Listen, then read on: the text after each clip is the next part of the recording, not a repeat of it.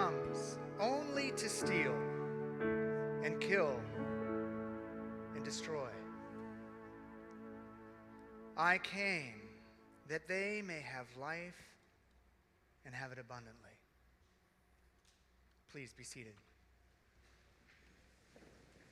You notice when we read this passage, it's not God came, it's not He came, it's I came.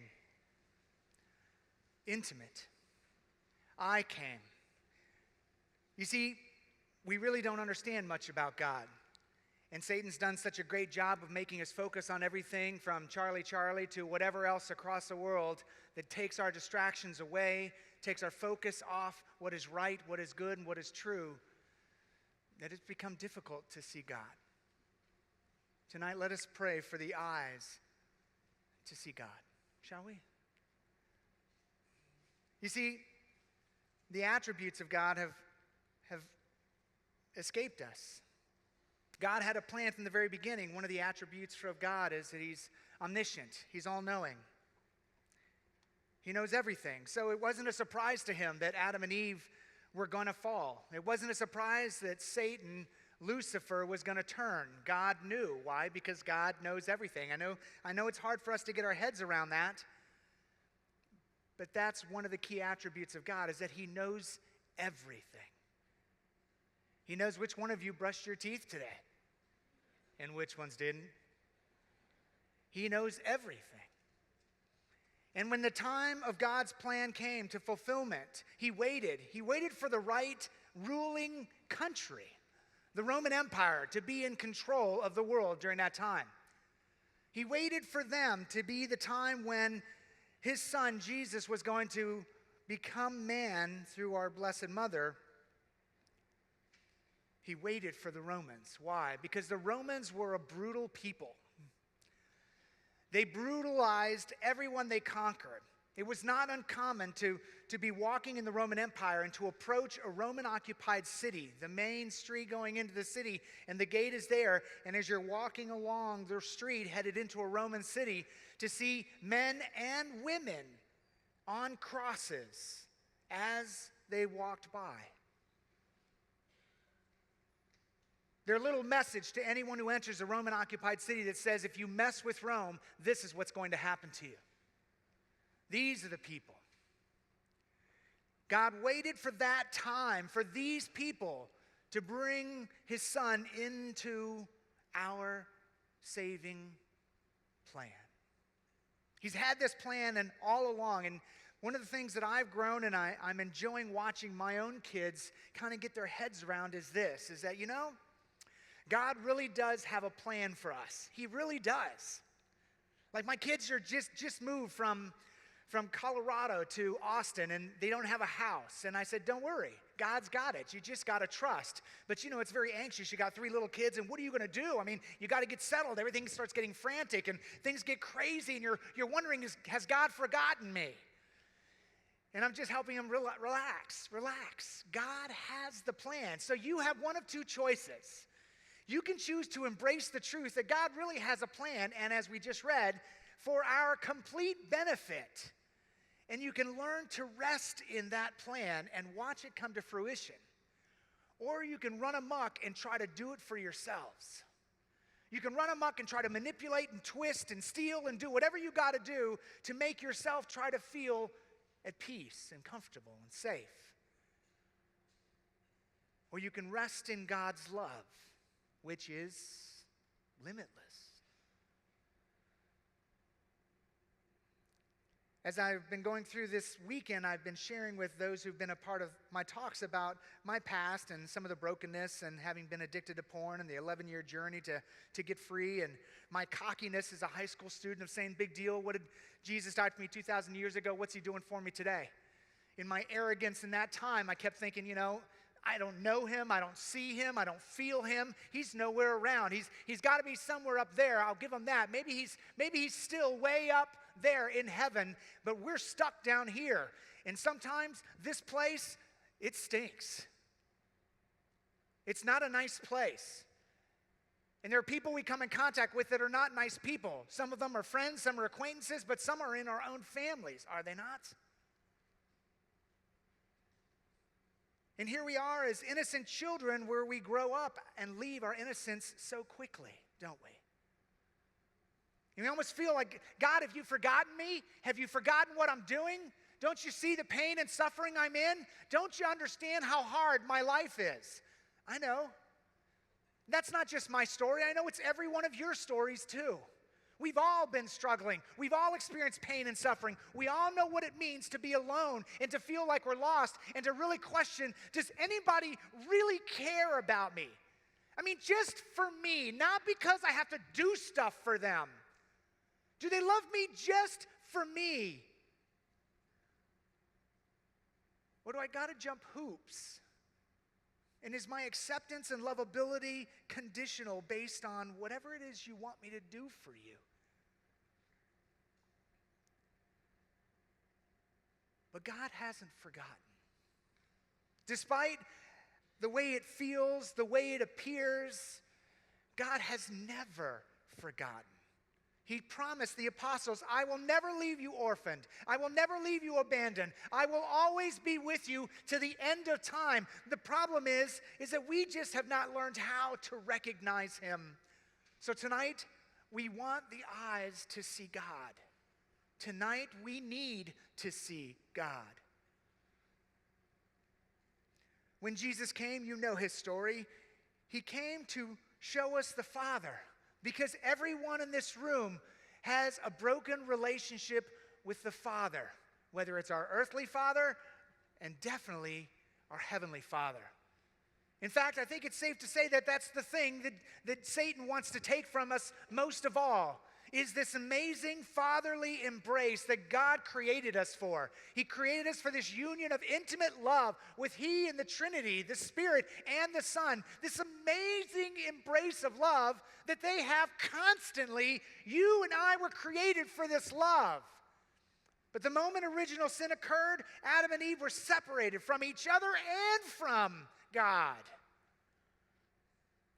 And we were born outside of God's life, and we were born separated from God. So what's natural for us in our fallen nature is to not know who God is, to not know that intimate love, that embrace, to not understand or even fathom what it's like. For us, what's normal is brokenness, pain, and suffering. And we keep questioning, God, where are you? And He quietly whispers, I'm here. Here. Why can't I see you, God?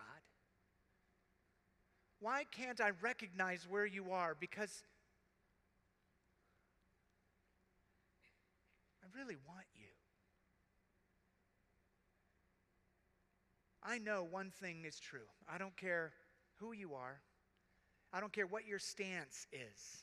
Whether you choose to believe in God right now or don't.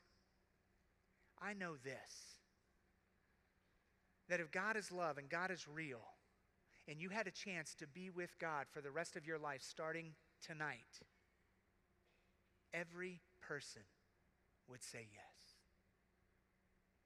If you had an opportunity to experience the love of God in such an intimate and profound way, you would jump at the opportunity. If you had the opportunity to give yourself completely to God and have Him fill you with His love and peace and all the fruits of the Spirit and everything that goes along with being in His intimate embrace, you would want that because every fiber of your being longs for love.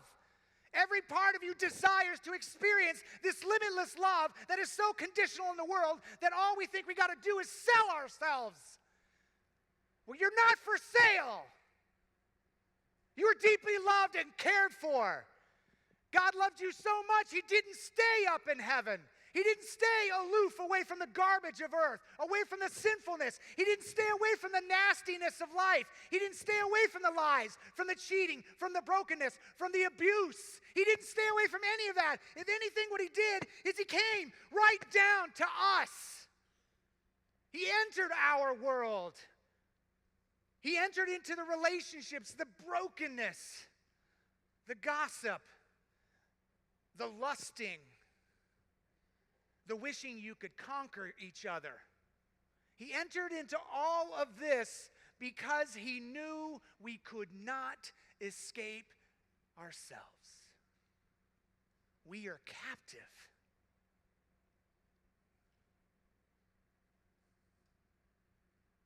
Did you know that the moment you were conceived, you belonged to Satan? That's what original sin does. God was not going to abandon you. He's not going to leave you to your life the way it is. He has a plan for you. I know you're sitting there thinking, God, there's no way in the world.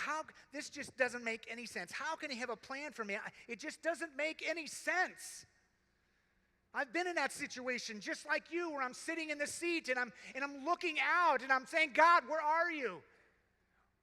He says, trust me. You just need to trust me. How can I trust you when I was 8.5 years old and I entered into that abuse situation? Why didn't you stop it?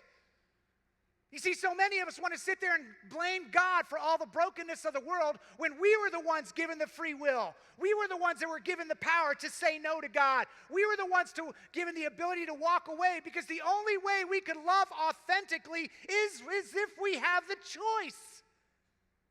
But with that powerful choice and freedom to love comes the amazing responsibility of what do we do with our choices?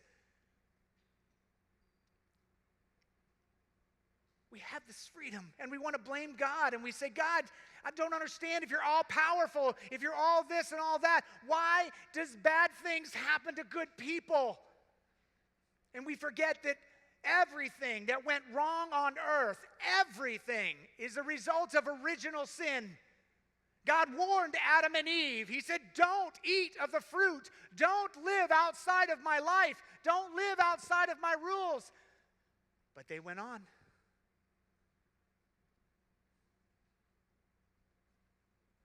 If one piece of fruit caused that much havoc, what do our lives do?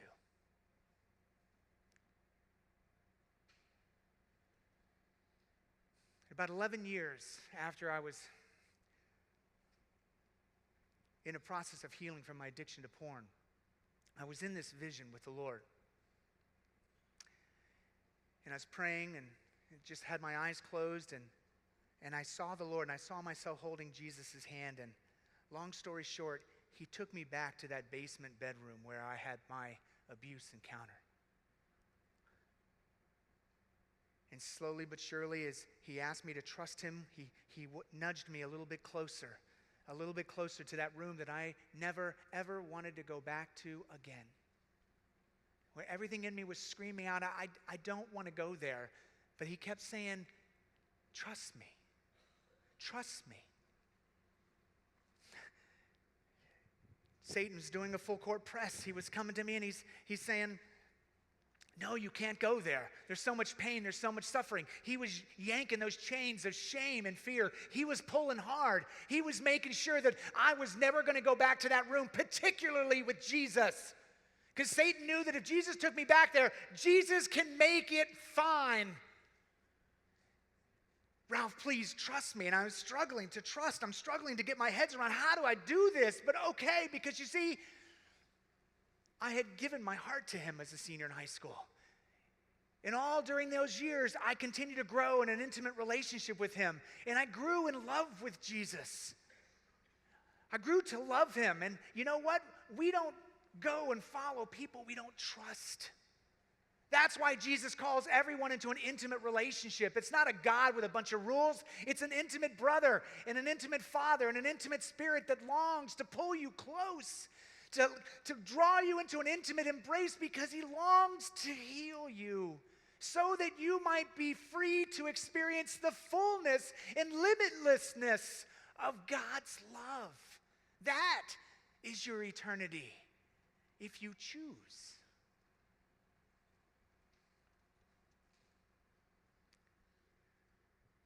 So when Jesus had finally gotten me into that room and I'm sitting on the bed, and the whole scenario, the guy that was there and is doing what he's doing, and I'm sitting on the bed and Jesus has his arm around me and he said, Ralph, there's something here you need to know. I'm like, what, Lord? What happened here in this room when you were 8.5 years old was not your fault. You were just being a kid. You were just playing army. I know, because I was there. And the moment he said that, all the shame, the guilt, chains falling, all of the garbage, self-hatred, all of the garbage that I had experienced up to that point, all the lies that they had been telling me, perpetuating all those bad feelings, were gone. And any last vestiges of a desire to do porn. This is my God. This is why I am his disciple, and I will give the rest of my life to helping others find him. Because there was a little boy that no one could see inside my walls, sitting here alone, hurting, wondering, Jesus, are you there? Do you understand how I feel? Do you understand how much this really hurts me?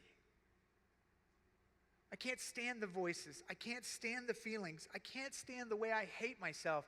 Jesus, are you here? And his response was a resounding yes. You see, one of the beliefs that we have is that God is omnipresent. Omnipresence means that God is everywhere at the same time, but he's also everywhere at all times. So when that little boy is saying, Jesus, do you understand? Jesus comes back to us and he says, yes, this is why I'm on the cross. Because I came to suffer with you. But Jesus, don't you understand how much this hurts? And he's hanging there as he's feeling the excruciating pain of putting all his weight on the nail that goes through both of his arches. And he has to push up on that nail just to get a breath. And he's out of breath and he's still responding to you and me. And he's saying, yes, I understand. I understand your pain. Jesus, don't you understand how rejected I feel by my friends? And he's hanging on the cross, remembering the garden when all his friends ran away. Yes, I understand your pain. Yes, I understand your suffering, and I'm not going away. I'm not going to run away from you. I'm going to stay right here with you until I bring you home. This is my commitment to you. This is what I want for you. I know you're hurting. I know you're suffering. I know you're in pain, but I'm going to be here in pain, in suffering with you until we are done. And then my promise is that because I am God, I am capable of overcoming all your pain and suffering.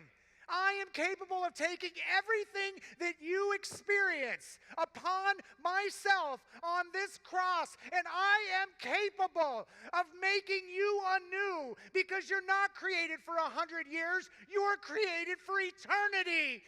And I want you with me for eternity. So if you will trust me for a little while, you can always look to my cross. You can always look to me on that cross, and you can always see that I have not gone anywhere, that my promise to you is true, that I promise to be here with you in suffering until it is finished.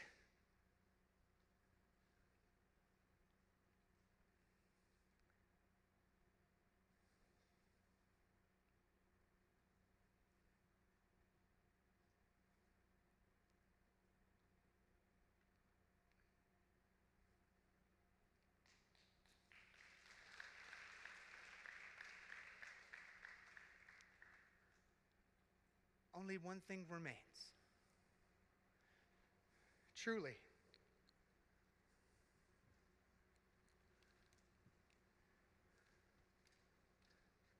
Do you believe? Not do you understand? Not do you know the story? Can you choose with your free will to believe that I have come for you, says the Lord? Can you come to believe that I love you so much that I know exactly what is happening at your home when your parents are screaming at you. That I know exactly what's happening in the situations of your brokenness. I know everything that you are experiencing. I know. Can you believe that? Can you fathom the possibility of there being a God who is all-powerful, who is all-knowing, and who is everywhere at the same time, but who is also all love? The love that you experience comes from Him. It all comes from Him. All of it. The love that you receive from your parents, the love that you receive from a special someone, whoever, your relatives, friends, all of that love originates from our Father in heaven. And this is why the enemy doesn't want you connected, because what would destroy your life is to live for the rest of eternity knowing you were created for love, and because you chose to follow earthly stupid stuff instead of your heavenly Father, for the rest of eternity you will never be able to experience that love. And you think you're suffering now.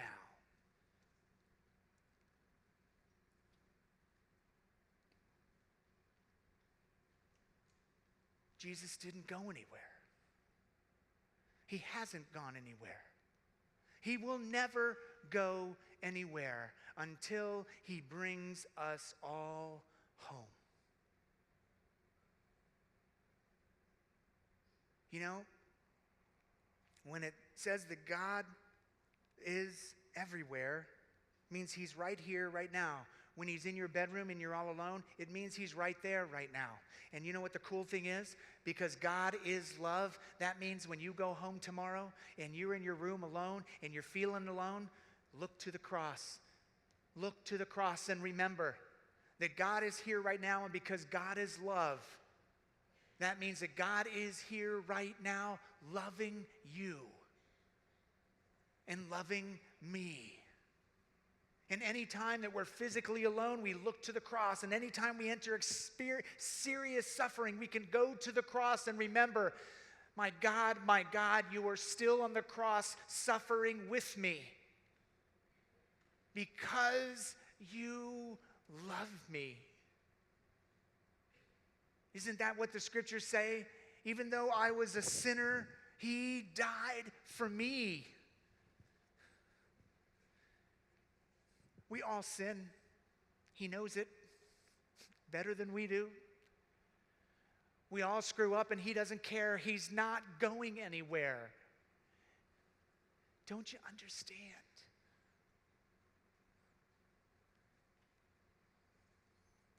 You, and I need you to hear this as just you, just me, you are why He came. You are why He chose to take that pain and suffering of getting scourged and having the flesh ripped off His back to the point that He was irrecognizable as a man.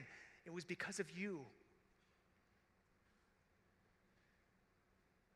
And then when they put the nails through His palms and they hung Him on that tree, and He's hanging there and He's having a tough time breathing, and every time He has to move up and down on the cross, what's His back doing against the wood?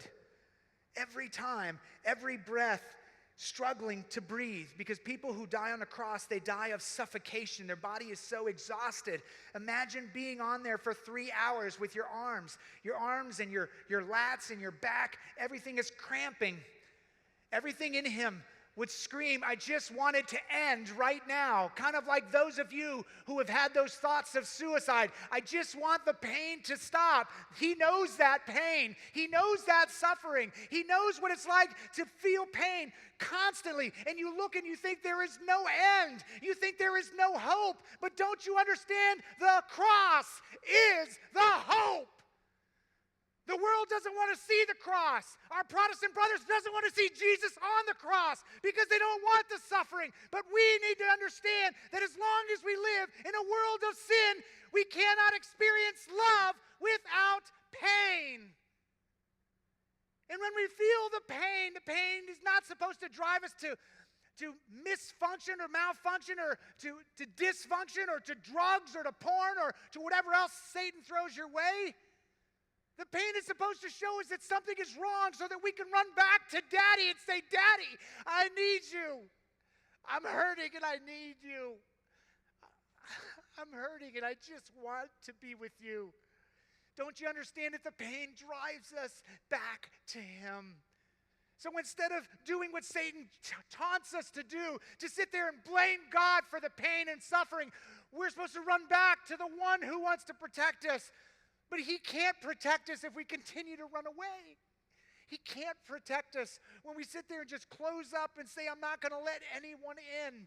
He can't protect us when all we want to do is just crawl up in a fetal position and just cry and just wish we were dead. He cannot help us because He gave us that amazing gift, the gift of choosing whether we want Him or not. What will you choose? What more must God do to help you realize that you are worth the life of His Son to bring home? What more must He say to you? He just wants you. Not a perfect you, just the way you are. Warts and all. He just wants you.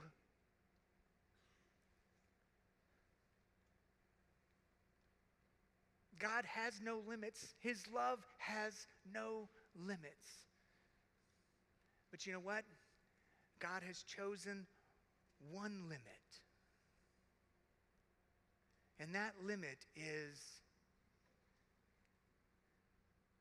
He will not supersede your free will. He will never force you to come home.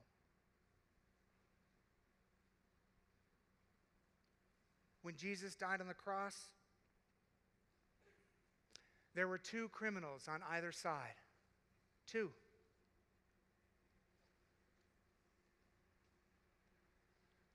Both there, both similar suffering. And each of us in this room are one of those.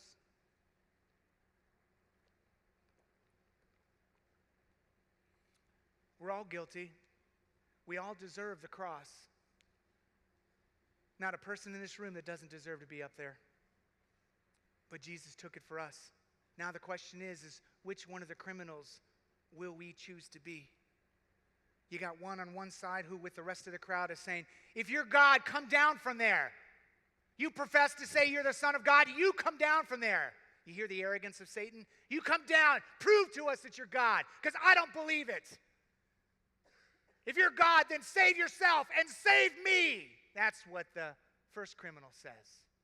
Taunting God, not realizing who he's actually talking to. You know, you take your next breath because Jesus desires you do so. And the next, because that's what it means to be God. Then you got the other criminal. He's on the other side, and he rebukes the other criminal. Says, what are you doing? Don't you realize who you're talking to? Don't you understand? We deserve to be up here. We deserve to be on the cross. We're the ones that are guilty. But this man, he has done nothing. And then in great humility, that criminal, Master, please, remember me when you come into your kingdom. And then Jesus responds and he looks at him and he says, this day you will be with me in paradise. And that criminal goes, Baka!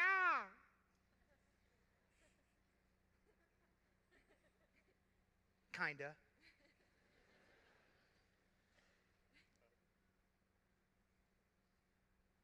You see, it all boils down to you. God has done everything he can to help. He hasn't gone anywhere. He's staying right here with us. And he promised he'd never leave us or forsake us. So he's in it for the long haul. So the question is, what do we do?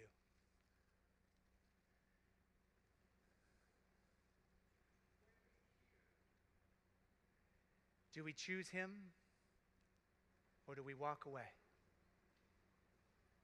The choice is yours. The love is offered, and it will never be revoked. It is yours to receive, or it is yours to walk away and reject. But let me just make one last thing clear. The scriptures say very clearly, choose you this day who you will serve. Because if you're not living your life with and for Jesus Christ, you are living your life with and for Satan.